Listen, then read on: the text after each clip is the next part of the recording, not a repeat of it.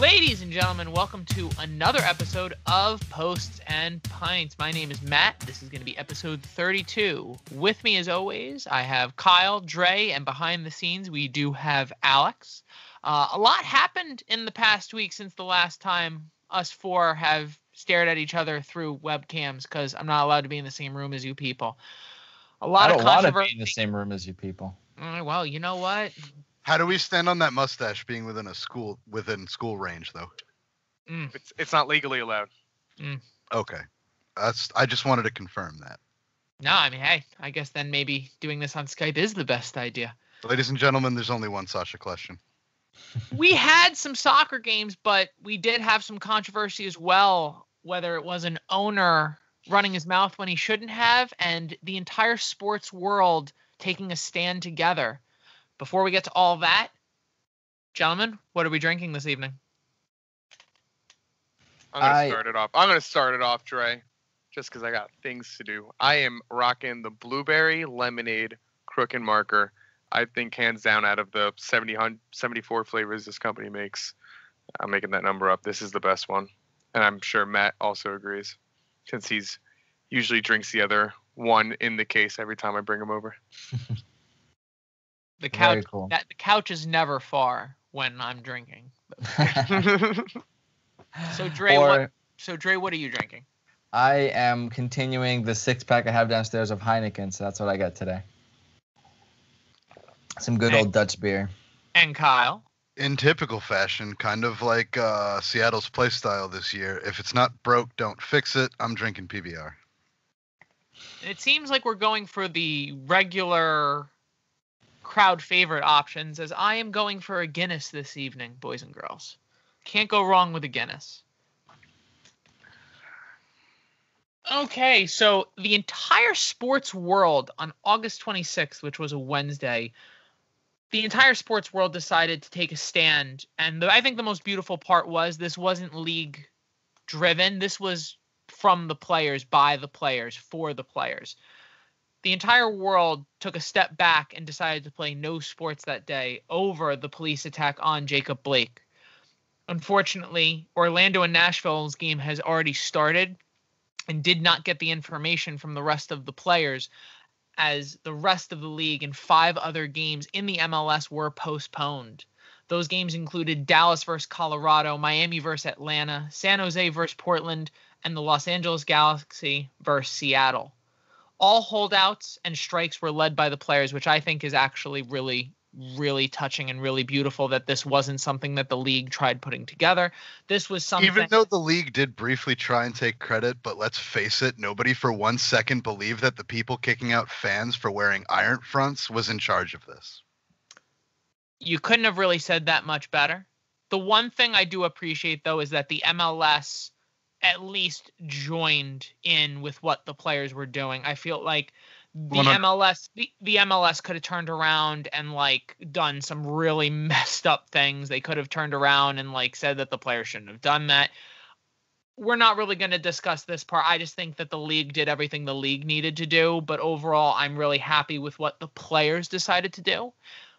But the games did return back on Friday as Toronto played against Montreal. So it was across the entire sports community, it was a really good understanding that if stuff in this manner continues to happen, they will together grow and they will, they'll stop sports. It's just so nice to see that people that you watch on TV every day and you really look up to in some cases genuinely care about, the plight of minorities in this country and everything that's been going on.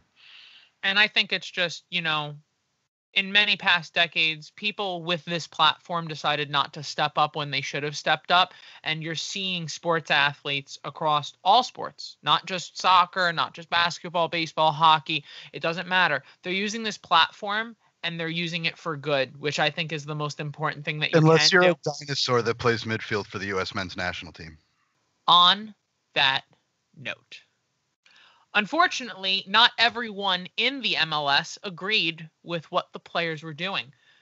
Real Salt Lake's owner, Del Loy Hansen, what a name, made some pretty aggressive comments about the player holdouts. And some of the comments were, the disrespect was profound to me personally.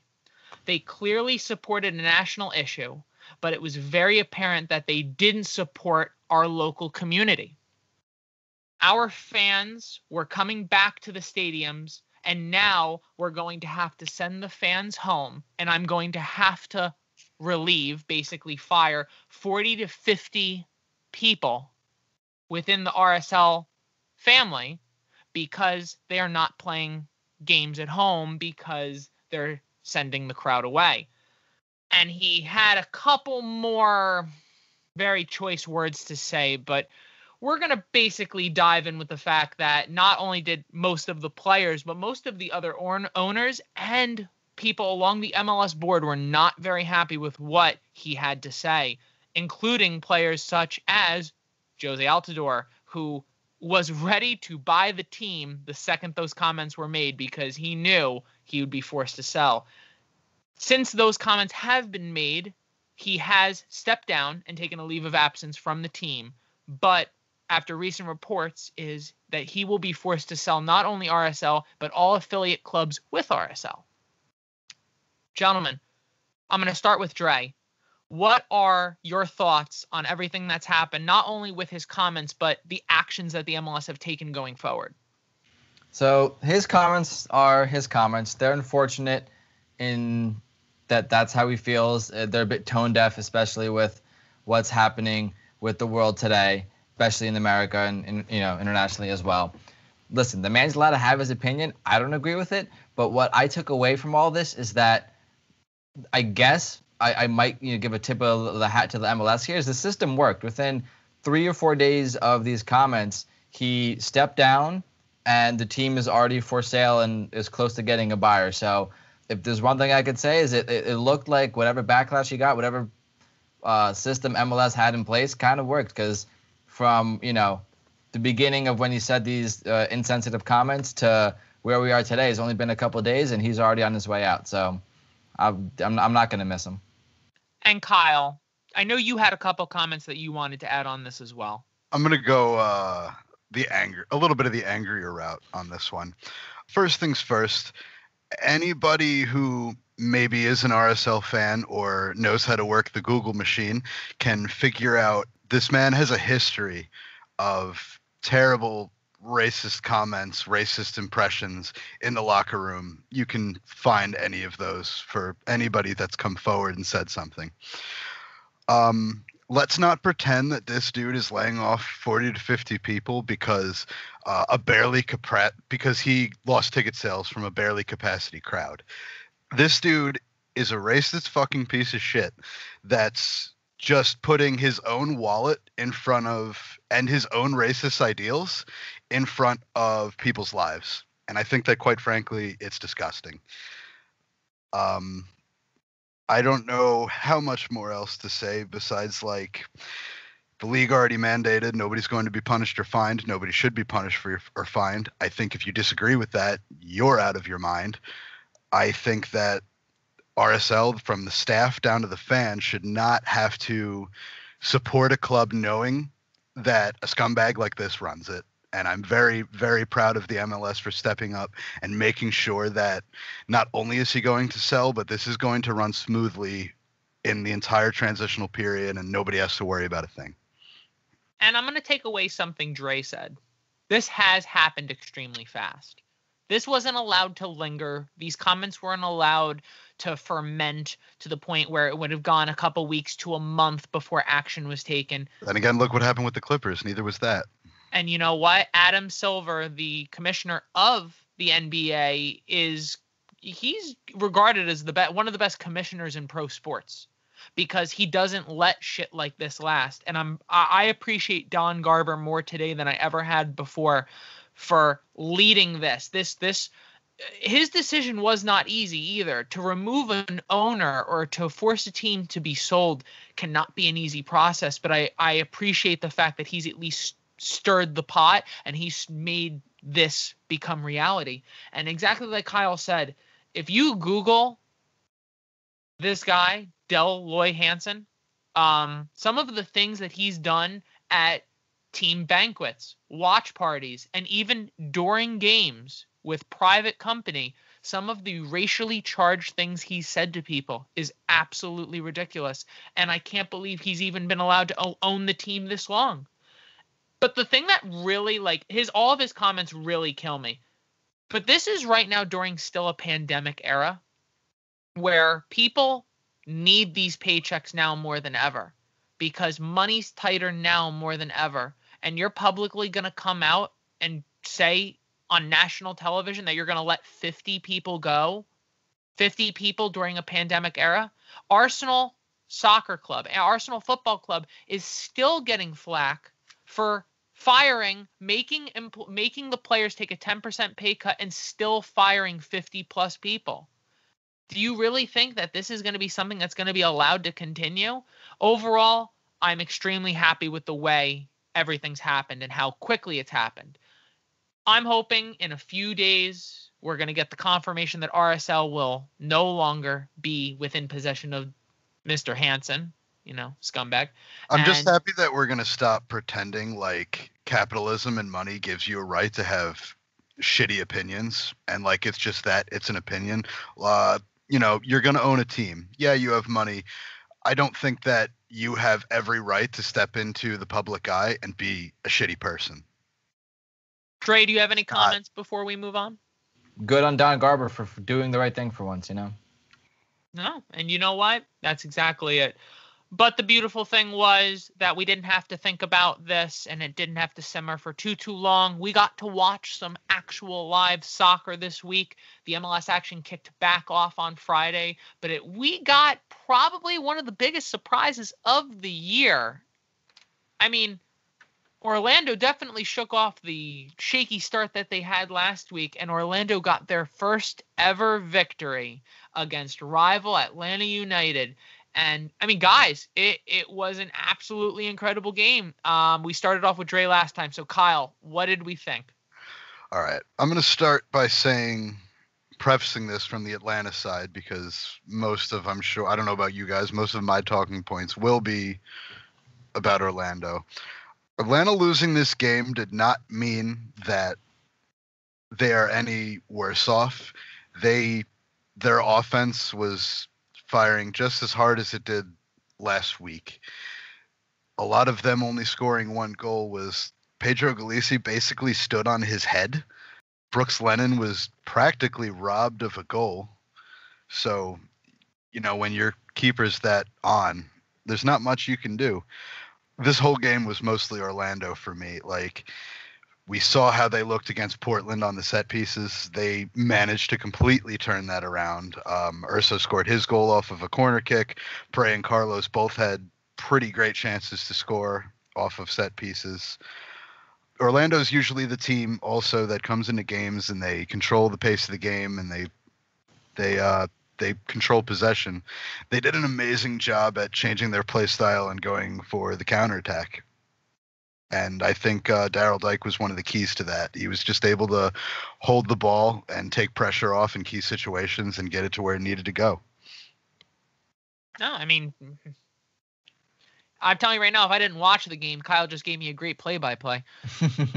Dre, what are we thinking? Outside of what Kyle mentioned, what were your thoughts about this game? So my thoughts about this game is that it's kind of solidified a thought that I've had before and kind of brought a player really into prominence, and that's Chris Mueller. He's 24 years old, and it seems really just entering the prime of his career. I think this is his second or third year with Orlando, and he's really just entering his prime. And if he continues to grow and continues to go in this direction, he honestly might be one of the greater MLS players for a while. In the MLS Back tournament, he had 3 goals.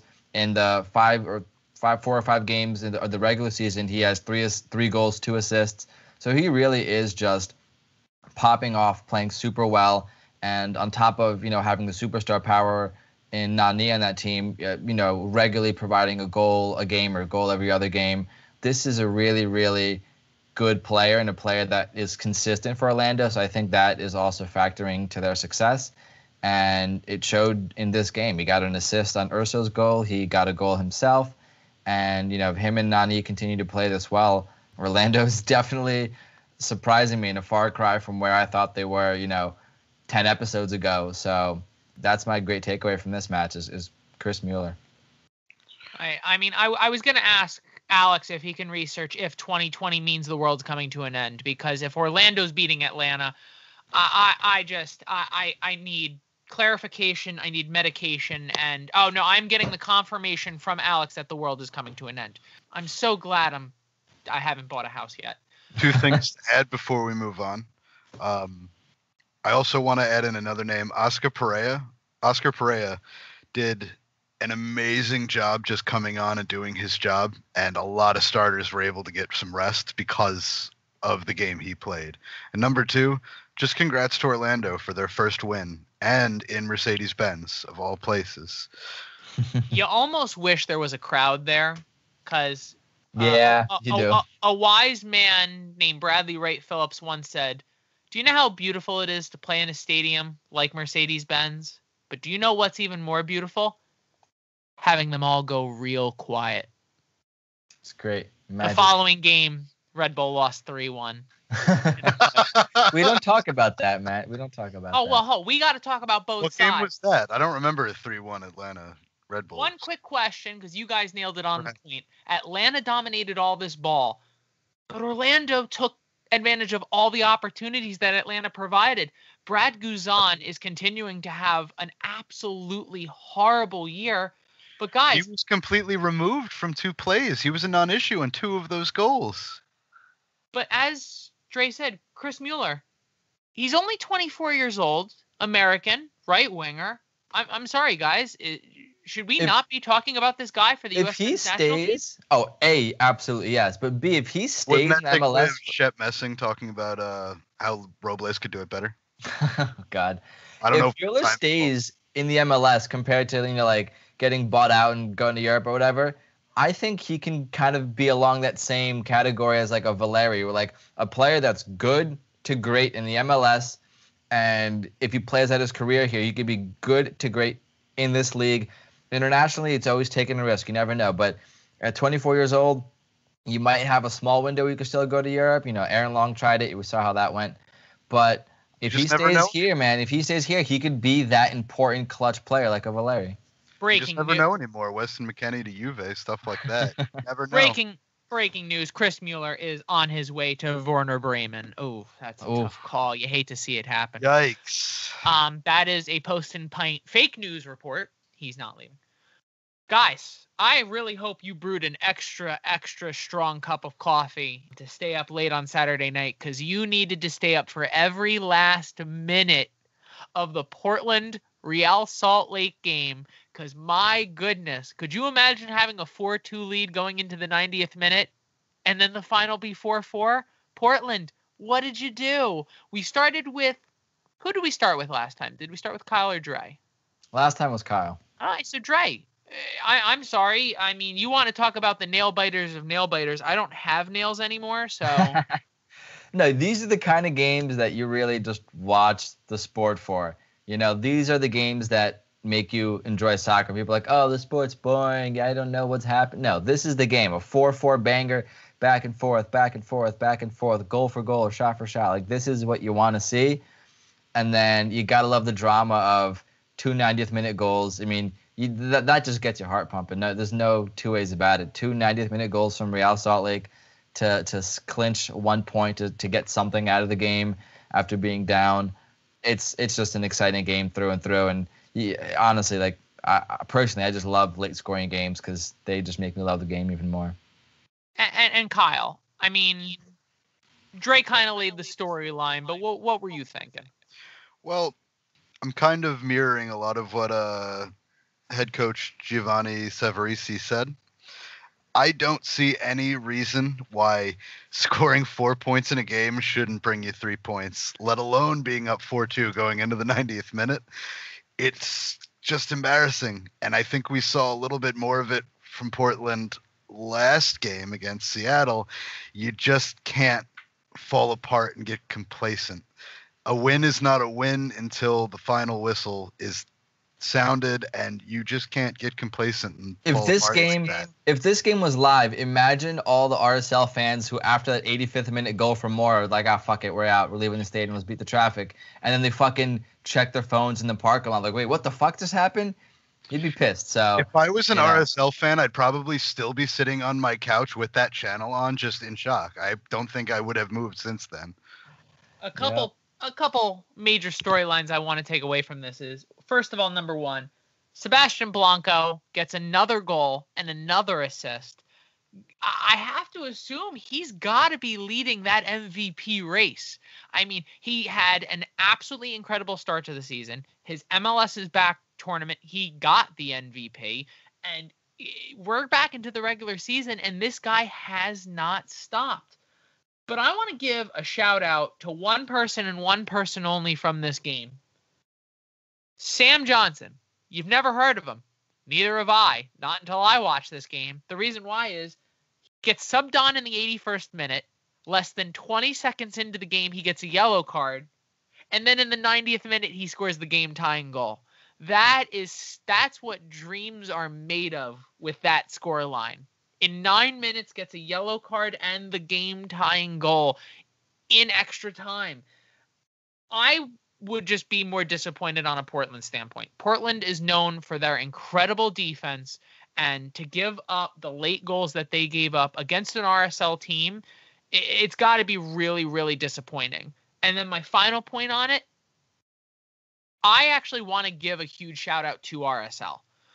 RSL has, with everything going on with their ownership, the fact that the entire franchise is in limbo at the moment, to have the will and the fight to want to come back in a game like this away, Providence Park, fans, no fans, is not an easy place to play.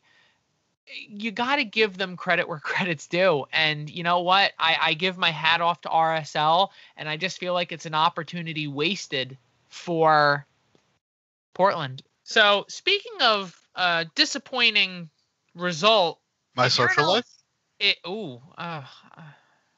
I'm not touching that one with a 10-foot pole. Thank you. Speaking of things that aren't being touched by a 10-foot pole, I'm going to talk about LAFC and the ability to win. Because since they've come out of MLS's back, LAFC has struggled. And I understand the loss of Carlos Vela is definitely going to be tough. But Seattle bossed them around like it was no one's business. Jordan Morris had an outstanding game.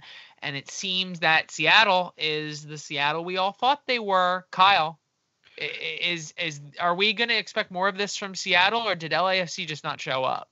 Starting with LAFC, I'm going to go front to back from the field and just give my takeaways on that team right now, because there's more problems, I think, than people are really thinking. Up front, when you're not starting Vea, that combination of Rossi and BWP still does look good. I think that a lot of people are putting blame on, you're starting an overage BWP, and I think he's getting a lot of that again, when I don't necessarily think that's the problem, as we saw in MLS's back. You go to the midfield, I think that is where most of the problem is. That midfield looks truly lost since Atuesta's been out. They have not looked good, and to be honest with you, possibly unpopular opinion, hot take, whatever you want to call it, I think Atuesta being injured and possibly leaving is a bigger loss than Carlos Vela being injured. Oof.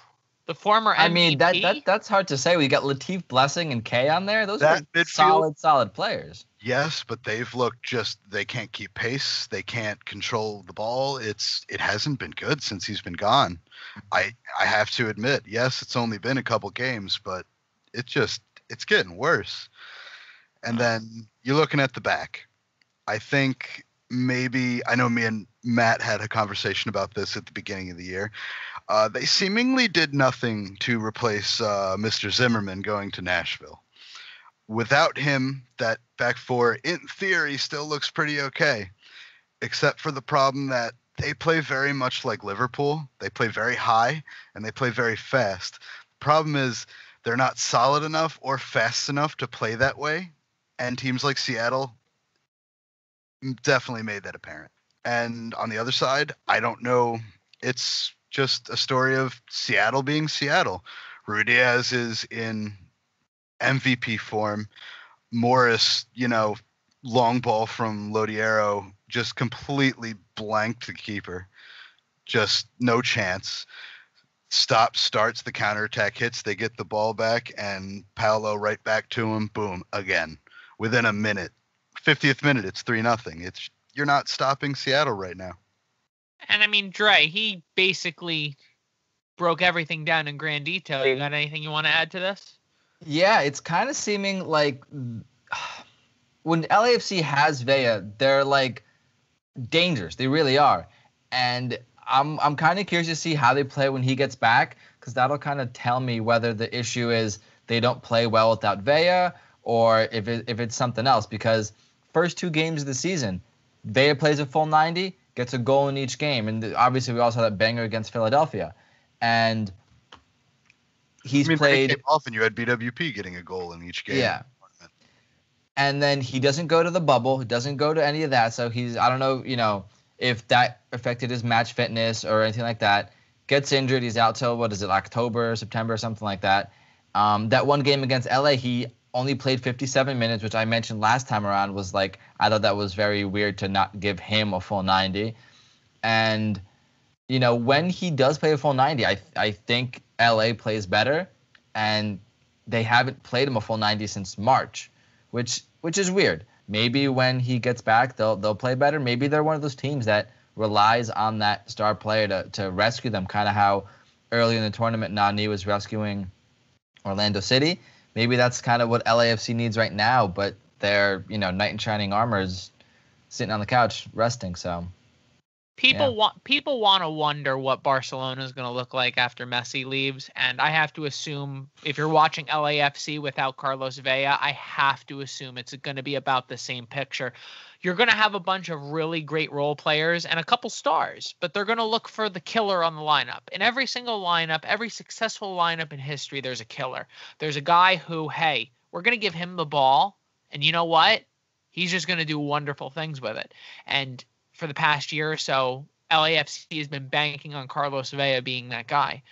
Unfortunately, now with him hurt, and now him being hurt for a very extended period of time, it looks like LAFC is going to have to get their stuff together. BWP, even though he can score the goals, is not going to be able to do what Carlos Vela did. And Diego Rossi, even though being a superstar on his own, he did need that 1-2 punch combination with Vela to make himself a little bit more effective. The midfield, again, did not look great, and Kyle hit it right on the head. When you drop Zimmerman, you got to pick up someone else, and they didn't. And LAFC, there's a lot more questions than answers, and if I was an LAFC fan right now, I'd be a little on the uncomfortable side. Flipping over to Seattle, Roy Diaz came out of MLS's back like a cannon. This guy, everything he touched turns to gold, and it's absolutely wonderful. But the biggest story from this game is Jordan Morris. If Seattle and Jordan Morris are being successful, the MLS is happy about it, because Jordan Morris is one of the faces of the U.S. men's national team. And when he's scoring and Seattle's winning, everyone seems to be happy. Everyone walks around with a smile on their face. Overall, I would say this still was a very good game to watch. Don't get me wrong. The scoreline doesn't do the game justice. But I'm telling you right now, LAFC struggling. I wonder if it'll continue. And then in return, is Seattle just going to run away with the rest of the league? You know what? I'm so glad this is just the beginning. Speaking of the beginning, last week we opened up with a special segment ran by our own Dre. Every week he's going to be introducing a different farmers market, a random league you've never heard of before in the middle of who knows where. But you know what? I'm going to sit back. I'm going to crack a beer, and I'm going to listen to the wonderful story. All right. So thanks for that intro. I think I have an exciting journey that I'm going to take you guys on for. It's going to be a multi-week thing. It's going to be the next couple of weeks. All the episodes are going to line up very nicely. So before I introduce how I'm going to take you on that journey, the first update is a Karpaty Lviv update, and that is I finally found out their schedule. They play their first game on September 6th. I barely remember against who, because I don't know any third-tier Ukrainian teams. Now, that being said, sure you have to have Telegraph to watch that game, though, don't you? I'm pretty sure I have to like hold a radio with like antenna, like rabbit ears up to like space to find like the Russian Sputnik, and then that's how they're gonna broadcast the game to me. So the journey I'm gonna take you guys on is the journey of a career journeyman that actually started in the MLS and then went all over the world, and rightfully so. Everyone forgot about him. So I'm sure all you guys have heard of a player by the name of Freddie Adu. Did you not? Oh God. Oh God. So the next couple weeks, we are going to follow Freddie Adu's journey from club to club to club, because this guy has been around more than the neighborhood bicycle. So we are gonna. You can't call DC United a farmers club. That's just me. Oh no, he started off like in the like shot out of a cannon. You know, at 14 years old, youngest player to ever get an MLS contract, youngest player to ever start in the MLS, the youngest player to ever score an MLS goal. Started off bright at DC. DC goes to RSL. I mean, you could call the MLS a farmer's market. I don't, they're still a big enough first-tier league where not worth getting into detail. That sounds like a whole Euro snob conversation that we should probably have at a later date. Right. So after RSL, he goes to Benfica. Also, big club, one of the most successful, if not the most successful Portuguese club. Definitely huge team. Over the next 4 years, he gets loaned out 4 times. And that will be the beginning part of the journey that I take you guys on. And then there's even more crap after all of that. We go through Serbia. We go through Finland. We go through Greece. We go everywhere, all over the world. So that's what's gonna be here next week. Freddie Adu's farmers market travels across the world. So I could see the Portuguese league being a farmers league, because I think people like in translation lose what the term farmers league means. And the farmers league means basically it's a place where players get good and then people come and buy the good product, and the players are the product, and that's what a farmers league is. So, I think I love the Portuguese league. Are you saying Freddie Adu was a potato? I would say he's just a rotten ear of corn. But Dre's going to continue with that process. Could you imagine the same piece of corn being sold like 14 times? So that's kind of what happened. So, guys, we had one fan question this week. This one comes from Matt Marshall. Oh, cool name. What? Who? So Matt, we need more Matts. That's what we need. Yeah, we definitely need more Matts. It wasn't a question. It was more of a statement. I need more photos of Matt's mustache, and you better believe they're coming in hot and fresh. So more mustache. That's all I'm hearing is just more mustache. More stash. We're in the process of getting boudoir mustache shots done. Yeah, you let me know. I'd rather get that shot than other shots, but that's just me. How you doing? We're back to the topping conversation, I see. Guys, we're finishing with what we always finish with, and that is what is pissing you off this week. I got to think of mine because I came ill-prepared, so someone else go first. I'll start. So, I recently moved into a house, and by recently I mean last year. It's not that recent anymore. I don't know why I'm still saying recently. My fridge is probably from between 1764 and 1983. Oh, those are good years. It's getting a little drippy from the top. It's old. It's on its way out. It doesn't cool like it used to. Normally how this works, right? You need a fridge. So you go to the hardware store, they sell fridges. That's how, you saw fridges in the store. That's how you figured the whole thing out. So you go in, you hand them that green stuff, and then they give you a fridge. And you just take it home and there's no hassles. No, apparently not in 2020. What happens is you call several hardware stores, including some random Lowe's, Ohio location, and nobody can help you with a fridge because COVID happened and now everybody got their stimulus money and they have nothing better to do than to update their houses, except for Matt, who has a whole nother house problem. Sorry, Matt. So now you just can't buy fridges. So now I'm sitting here. I have paid now for said fridge, and I will not get said fridge until the end of October. So here's hoping that my shit don't break. I heard a horror story about like someone needed to like someone bought a couch and it came like with like a scratch in the leather. So they called the company picked them up. They're not going to get them a replacement until like February of 2021. And that hurt my face because now they don't have a couch and they won't have a couch for like 4 or 5 months. Yeah.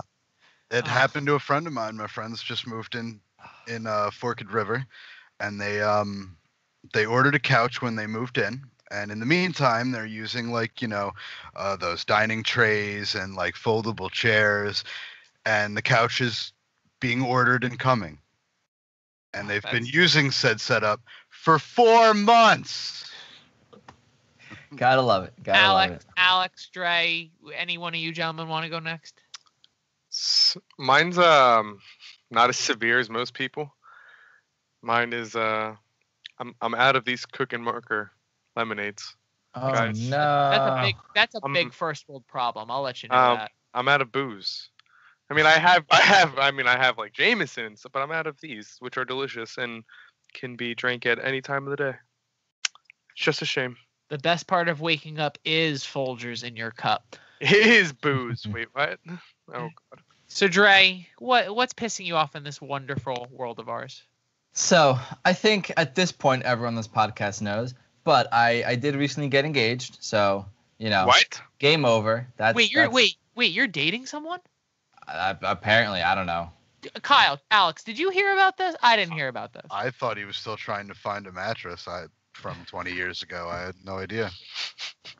So, on top of, game over and my life is over now, one of my things was like, all right, the engagement's the hard part for the dude. I was willing and ready to just take like a whole lot of time off and be like, all right, I am not thinking about a goddamn wedding. I ain't thinking about shit about fuck for like weeks to months. I'm like, let me just enjoy this now, and then all that shit can come later. I'm sure that worked out.